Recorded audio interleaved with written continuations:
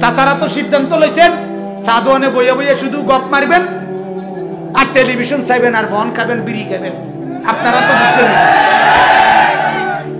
আপনাদের তো সমস্যা এটা, আপনারা তো বুঝে নিছেন। ফলাফল নষ্ট হইয়া পচা যাক, গন্ধ ছুড়ুক, আমার বিড়ি ঠিক, আমার আপেল মালটা ঠিক আছে, আমার ভাতের থালা ঠিক, পাশে নাই আমার ফুতে হাতে নষ্ট হইয়া ধ্বংস হয়ে যাক, আমার কি, আমার তো খাবার। জিন্দেগি কি দুনিয়া শুধু? আখেরাত লাগবে না? কথা বলেন না কেন? আখেরাত লাগবে কি না বলেন? তাইলে তাইলে 60 বছর বয়স এখনো বিড়ি খান, আপনি আখেরাতে কিভাবে যাবেন? কিভাবে যাবেন বলেন? পরকালে কি জবাব দিবেন? এখনো চায়ের দোকানে টেলিভিশন দেখেন, আপনি জবাব দিবেন কি চাচা? আল্লাহর নবী সাল্লাল্লাহু আলাইহি ওয়াসাল্লাম বলছেন 60 বছর যার বয়স অথচ গুনাহ মাফ করতে পারে নাই, জান্নাত কামাই করতে পারে নাই। শুনেন আমার এই হাদিস, নবীজি বলছেন, মুসলিম শরীফের হাদিস, আযারাল্লাহু ইলা আমরিন আখারা উমরাহু হাত্তা বালাগা 60। নবীজি বলেন, যাকে আল্লাহ তাআলা 60 বছর হায়াত দিয়েছেন, সে যদি 60 বছরেও জাহান্নাম থেকে বাঁচতে পারে নাই, জান্নাতের কামাই করতে পারে নাই, তো আল্লাহর নবী বলেন হাসরের ময়দানে সে কোনো উযর আল্লাহর কাছে পেশ করতে পারবে না, বরং দাঁড় করাই হাসরের ময়দানে ফেরেশতাকে দিয়ে আল্লাহ তাআলা পিটানো শুরু করবেন। আল্লাহ তাআলা বলবেন ফেরেশতাকে, শুধু ফিট, শুধু ফিট। 60 বছর কত লাশ, কত কবর, কত জানাজা, কত কবরস্থান, কত অ্যাক্সিডেন্ট, কত বিপদ দেখছে, এরপরেও যেই লোকটা আল্লাহকে ভয় করে নাই, গুনাহ ছাড়ে নাই, এখনো বিড়ি খায়, এখনো টেলিভিশন দেখে, এখনো কথা বলতে গালি দেয়, এখনো গালিগালাজ ছাড়া কথা বলে না, তো এই চাচা গুনাহ ছাড়বে কোন দিন? কথা বলেন, এই চাচা আখিরাতের পুঁজি কামাবে কোন দিন? উনি আরো 200 বছর বাঁচবো নাকি? তাইলে আল্লাহ তাআলা আমাদের সবাইকে বুঝ দান করেন। চলেন বাপ, তো বলতেছিলাম, ওয়ালাল আখিরাতু খায়রুল লাকা মিনাল উলা। আল্লাহ তাআলা বলে, বন্ধু আপনাকে আমি দুনিয়াতে অনেক দিছি, অনেক অনেক, কিন্তু এরপরেও আখিরাতে যা দেব তা উত্তম, দুনিয়ার গুলোর চাইতে। আখিরাতে আমি আল্লাহ আপনাকে হাউজে কাউসার দেব, এটা দুনিয়ার সবগুলোর চাইতে উত্তম। আখিরাতে আপনাকে আমি সুপারিশ করার অধিকার দান করব, এটা দুনিয়ার সব মর্যাদার চাইতে উত্তম। আখিরাতে আপনাকে দিয়ে হাসরের ময়দানে প্রথম কথা বলাবো। নবীজি বলছেন, আনা আউয়ালু খাতিবুহু, হাসরের ময়দানে আমি মুহাম্মদ প্রথম কথা বলবো। আল্লাহ তাআলা বলেন, বন্ধু হাসরের ময়দানে সবাই দাঁড়াবে একসাথে, আপনার জন্য আমি আল্লাহ আলাদা মাকামে মাহমুদ নামে একটা আলাদা জায়গা নির্ধারণ করব, যেখানে শুধু আপনি থাকবেন। আল্লাহ তাআলা বলেন, হাসরের ময়দানে আমি আপনার হাতে আমি আল্লাহর পতাকা, লিওয়াউল হামদ, প্রশংসার পতাকা আমি আপনার হাতে তুলে দেব। আল্লাহ বলেন, হাসরের ময়দানে আদম থেকে নিয়ে ঈসা সমস্ত নবী আপনার পতাকার নিচে এসে দাঁড়াবে। হাসরের ময়দানে আদমের উম্মত থেকে কিয়ামত পর্যন্ত সমস্ত মানুষ আপনার সামনে এসে দাঁড়াবে, আপনার কাছে অনুনয় বিনয় করবে। আল্লাহ তাআলা বলেন, আল্লাহর নবী সাল্লাল্লাহু আলাইহি সাল্লাম জানাইছেন, ও আমার উম্মত, হাসরের ময়দানে আমি প্রথম জান্নাতের দরজা আমি প্রথম নাড়াবো। আনা আউয়ালু মান ইয়াকরাউ বাবাল জান্নাহ, জান্নাতের দরজা নবী প্রথম নাড়বে, আর ভেতর থেকে বলবে, মান, আপনি কে? আল্লাহ নবী সাল্লাল্লাহু আলাইহি সাল্লাম বলবেন, মুহাম্মদ, আমি মুহাম্মদ।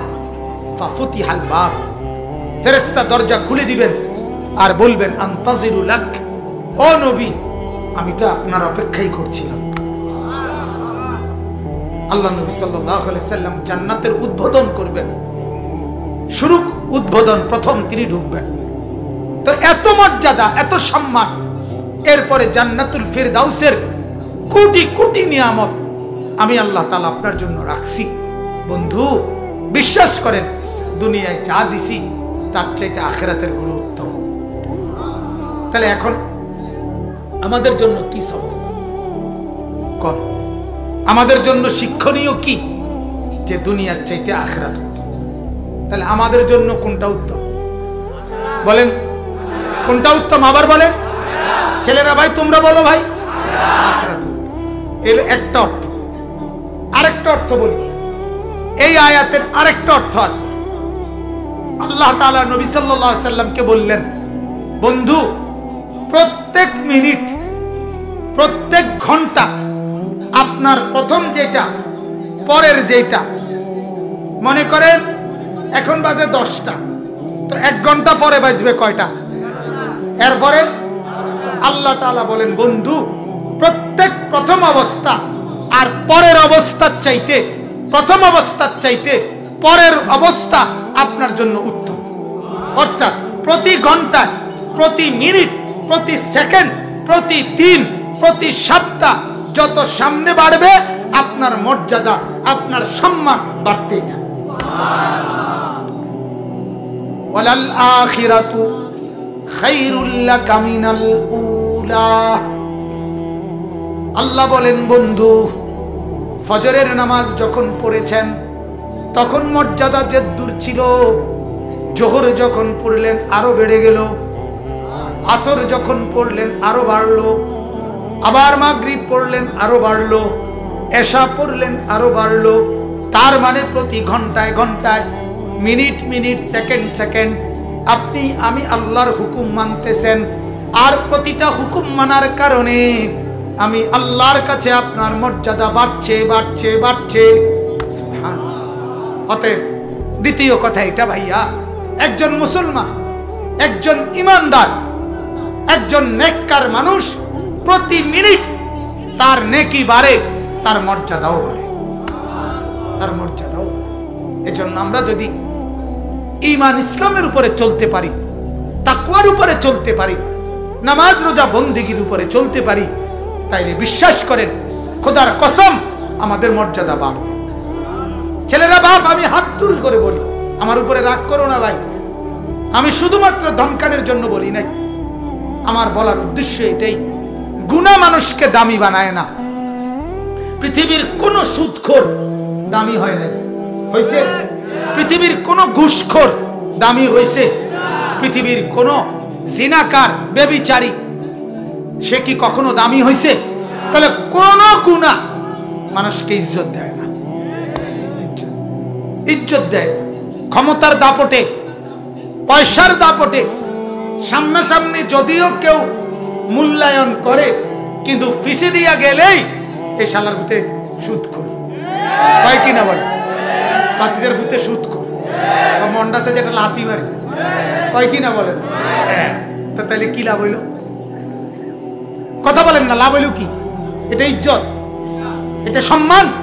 তাইলে নাউজুবিল্লাহ, কোন গুনাহ মানুষকে ইজ্জত দেয়। যে ছেলেটার একটা মেয়ের দিকে তাকাই আছে, তো রাস্তার কমপক্ষে একজন মানুষ, ভালো মানুষ, যে কেউ একজন লোক হলেও বলবে, দেখছুনি ছেলেটা কত অসভ্য, বলবে কিনা বলে? এটা কি ইজ্জত হইল? তাহলে গুনাতে কোনো সম্মান নেই। আগুন লাগলে সুখ মিলে না, আগুন লাগলে স্বস্তি মিলে না। প্রতিটা গুনাহ আগুন, প্রতিটা গুনাহ আগুন। প্রত্যেকটা গুনাহ মানে মেসের একটা কাঠি, প্রত্যেকটা গুনাহ বন্ধু একটা মেসের কাঠি। প্রতিটা গুনাহ একটা কাঠি আগুন লাগাই দিলা, আর আগুন লাগলে সুখ হয় না, গুনাহ করে ইজ্জত হয় না, সম্মান হয় না। কেউ না, জওয়ান বুড়ো কেউ না, গুনাহ কাউকে দামি বানায় নাই। আল্লাহ তাআলা কোরআনে বলছে ওয়াস্তাবদিল কওমান গায়রাকুম, নাফরমান আর পাপী আমি আল্লাহ তাআলা আজ হোক আর কাল হোক তাকে বদলাইয়া নির্বংশ করে আমি নতুন জাতি নতুন মানুষ আমার জমিনে প্রতিষ্ঠিত করব। এজন্য বহু বংশ, বহু জমিদার শহীদার, বহুর মাতব্বর, বহুত পয়সার গরম দেখান না, 2-4-50-20 বছর 2-4-20-50 বছর মাতব্বরি করছে, এরপরে তাদের বাড়ি তাদের ঘরওয়ালারা আর বাতও মিলছে না, বাতও মিলছে না। এরকম অজস্র